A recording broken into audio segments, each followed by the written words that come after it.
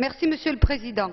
Chers collègues, face aux nombreuses intempéries qui, depuis des semaines, endeuillent notre continent, ma première pensée va aux victimes de ces drames et à leurs familles. Certains de nos concitoyens ont perdu la vie, d'autres ont été sévèrement blessés. Nombreux sont ceux qui ont absolument tout perdu. Au nom de notre Assemblée, je souhaite leur exprimer toute notre solidarité.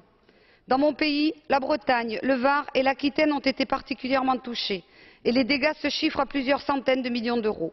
Je tiens à saluer à ce titre la mobilisation de notre collègue Agnès Lebrun, maire de Morlaix, qui se bat auprès de ses administrés pour trouver des solutions et réparer les dégâts. Malgré la répétition et l'accumulation de ces phénomènes, les États perdent à chaque fois la mémoire du risque. Nous continuons de construire des résidences dans des zones inondables. Nous négligeons la prévention. Nos infrastructures sont obsolètes et nos systèmes d'alerte sont trop souvent défaillants. L'Europe ne doit pas rester inactive. Elle peut venir en aide aux populations sinistrées, grâce notamment au Fonds de solidarité, le commissaire l'a signalé. Notre collègue Rosa Estaras discute actuellement de sa réforme. Il faut absolument boucler les négociations avant les élections, afin que l'aide soit simplifiée et que le déblocage des fonds soit efficace et simple.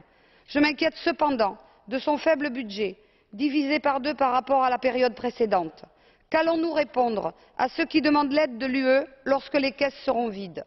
Nous devons agir sur plusieurs autres tableaux.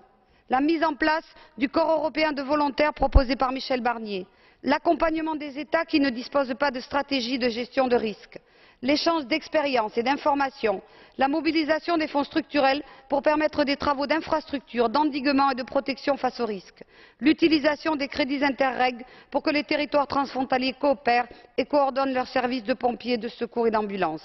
Les États membres doivent maintenant clarifier leur position.